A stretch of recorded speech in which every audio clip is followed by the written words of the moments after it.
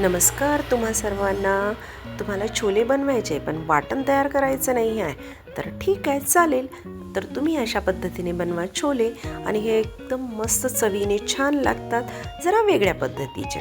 तर काय करायचं आहे, कढईत तेल घालायचं आहे, आपलं जिरं राई घालायचं आहे आणि मी एक वाटीभर बारीक चिरून कांदा घातलेला आहे. तो कांदा लालसर झाला आहे की मग टोमॅटो घातले बारीक चिरून. ते टोमॅटोला चांगलं व्यवस्थित असं शिजू दिलं. नरम झाल्यानंतर मग आपले सगळे बेसिक मसाले घातले.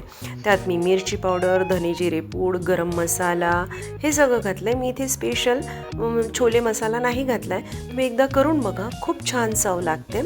आणि याला काय करायचं आहे, झाकण ठेवून थोडा वेळ शिजून घ्यायचं आहे.